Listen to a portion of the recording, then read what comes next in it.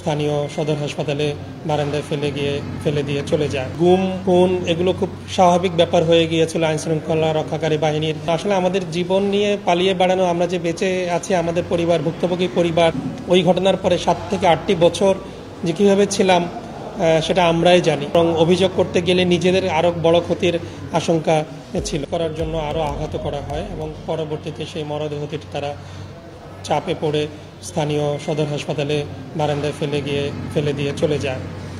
আপনি জানেন ওই সময় এমন একটা অবস্থা ছিল যে পারিবারিকভাবে আমাদের অবস্থান যে গুম খুন এগুলো খুব স্বাভাবিক ব্যাপার হয়ে গিয়েছিল আইন শৃঙ্খলা রক্ষাকারী বাহিনীর গাড়িতে করে, তাদের কিছু পোশাকে, কিছু তাদের ড্রেস আপে, তাদের জ্যাকেট পরে সরকারি অস্ত্রগুলো নিয়ে সারা দেশব্যাপী এরকম একটা আতঙ্কজনক পরিবেশ তারা তৈরি করেছিল।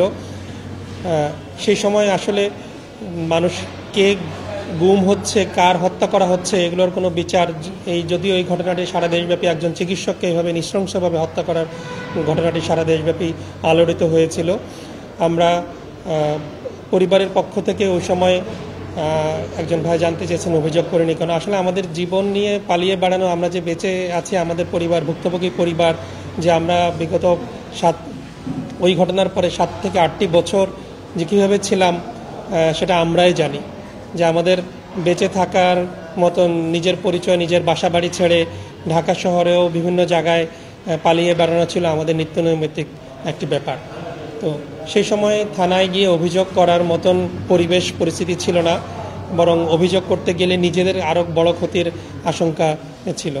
আজকের এই স্বৈরাচার ফ্যাসিবাদ সরকারের পতনের পরে, জুলাই বিপ্লবের পরে আজকের যে পরিবেশ তৈরি হয়েছে আন্তর্জাতিক অপরাধ ট্রাইব্যুনালে, আমি মনে করি আমার পিতার যে হত্যাকাণ্ড, এটা একটি মানবতা বিরোধী একটা হত্যাকাণ্ড। কারণ একজন চিকিৎসক যার বিরুদ্ধে কোনো অভিযোগ ছিল না, কোনো থানায় কোনো হামলা কোনো কিছু অভিযোগ ছিল না, তিনি যদিও একটা রাজনৈতিক ব্যক্তিত্ব ছিলেন, কিন্তু এত মামলা হয়েছিল, কিন্তু ওনার বিরুদ্ধে কোনো থানায় বিরোধী দলও কোনো অভিযোগ করেনি কখনো। সেই ধরনের একজন জনপ্রিয় চিকিৎসককে শুধুমাত্র রাজনৈতিক উদ্দেশ্যে প্রশাসনিক বাহিনী দিয়ে এরকম একটি হত্যাকাণ্ড করা, ভিন্ন মতকে দমন করার জন্য যে প্রচেষ্টাগুলো বিগত সরকারের হাসিনার সরকার যা করে দিয়ে আসছে, তারই একজন ভিকটিম ছিলেন আমার পিতা ডক্টর ফয়েজ আহমেদ।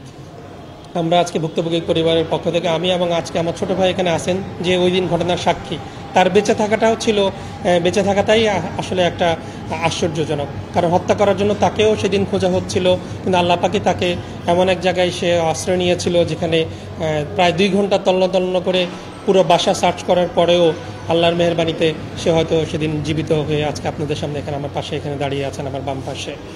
তো আপনারা জানেন যে এই টার্গেটেড কিলিংগুলো তারা বিগত হাসিনার ফ্যাসিবাদী সরকার করে আসছেন।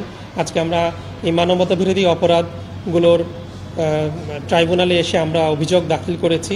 অভিযোগ দাখিল করার মাধ্যমে আমরা আশা করি এই অভিযোগের পক্ষে আমরা অনেকগুলো তৎকালীন মিডিয়া, আপনাদের এই মিডিয়াতেই যে পরিমাণ কাভারেজ আছে, সেই কাভারেজ সহ ডকুমেন্টগুলো নিয়ে আমরা তৎকালীন প্রধানমন্ত্রী যার নির্দেশে, যার ক্ষমতায় থাকার চরিতার্থ করার জন্য, যার লিপসাকে বাস্তবায়ন করার জন্য এই হত্যাকাণ্ডগুলোকে করেছে, শেখ হাসিনাকে প্রধান আসামি করে এবং তৎকালীন স্বরাষ্ট্রমন্ত্রী যার নির্দেশে মহিউদ্দিন খান আলমগীর, তৎকালীন স্বরাষ্ট্র উপদেষ্টা শেখ হাসিনার তারেক সিদ্দিকী, সামরিক উপদেষ্টা তারেক সিদ্দিকী এবং major lieutenant colonel Ziaul Hasan, যে ছিল মাস্টার মাইন্ড এই কিলিং মিশনগুলোর সারা দেশে, নোয়াখালী, লক্ষ্মীপুর, কুমিল্লা, সারা দেশে যে তৎকালীন র্যাবের যে কিলিং মিশনগুলো যার মাস্টার মাইন্ডে পরিচালিত হতো, এবং কিলিং বাহিনীর প্রধান, আপনারা জানেন নারায়ণগঞ্জের 7 খুনের মামলার আসামি তারেক সাঈদের নেতৃত্বে যে টিমটি, আমরা 41 জনকে আমরা আসামি করেছি এবং তথ্যপত্রগুলো আমরা জমা দিয়েছি ট্রাইব্যুনালে। আমরা আশা করি ট্রাইব্যুনাল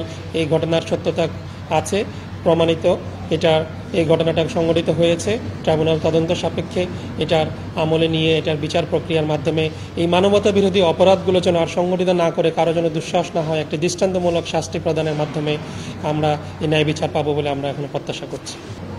এটি একটি রাজনৈতিক হত্যাকাণ্ড ছিল। তিনি তৎকালীন জেলার জামাত ইসলামীর নায়েবে আমির ছিলেন এবং একজন জনপ্রিয় চিকিৎসক ছিলেন।